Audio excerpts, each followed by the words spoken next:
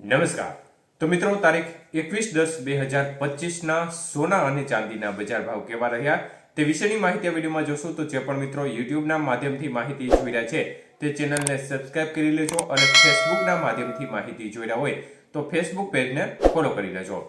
તો સૌપ્રથમ આપણે ચાંદીની બજાર આજે જોઈએ તો મિત્રો 1 ગ્રામ ચાંદીનો ભાવ આજે 170 રૂપિયા, જ્યારે 8 ગ્રામ ચાંદી આજે 1360 રૂપિયા, 10 ગ્રામ ચાંદી 1700 રૂપિયા, 100 ગ્રામ ચાંદી 17,000 રૂપિયા અને કિલો ચાંદીનો ભાવ આજે 1,70,000 રૂપિયા સુધી રહ્યો હતો.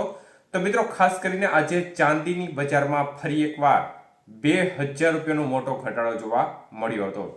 તો છેલ્લા 3-4 દિવસથી ચાંદીની બજારમાં ઘટાડા તરફી વલણ જોવા મળી રહ્યું છે. ત્યારે 22K સોનાના ભાવ જોઈએ તો મિત્રો 22K સોનાનો 1 ગ્રામનો ભાવ 12,175 રૂપિયા, જ્યારે 8 ગ્રામ સોનું 97,400 રૂપિયા, 10 ગ્રામ સોનાનો ભાવ 1,21,750 અને 100 ગ્રામ સોનું આજે 12,17,500 રૂપિયા સુધી રહ્યું હતું. તો મિત્રો આજે ફરી એકવાર વધારો તરફી માહોલ 22K સોનાના ભાવમાં જોવા મળ્યો હતો. 24K સોનાનો 1 ગ્રામનો ભાવ 13,282 રૂપિયા, જ્યારે 8 ગ્રામ સોનાનો ભાવ જોવા જઈએ તો મિત્રો 1,06,256 રૂપિયા, 10 ગ્રામ સોનું 1,32,820 અને 100 ગ્રામ સોનાનો ભાવ 13,28,200 રૂપિયા સુધી રહ્યો હતો.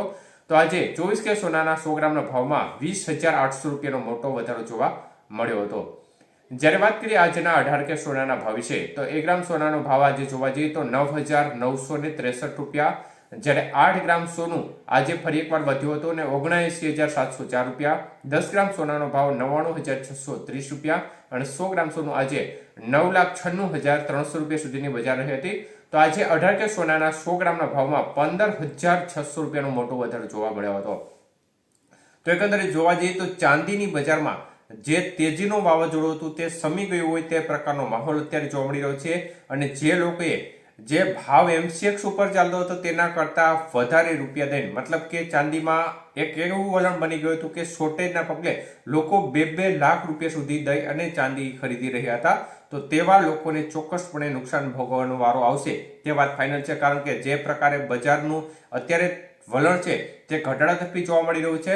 પરંતુ તમે જ્યારે 2 લાખ રૂપિયાની ખરીદી કરી છે, બજાર એવડી હતી નહીં તો પણ એ લેવલે ખરીદી કરી છે, તો આ સંજોગોમાં તમે ફરીથી એમાં ચોક્કસપણે નુકસાન ભોગવવાનો વારો આવે.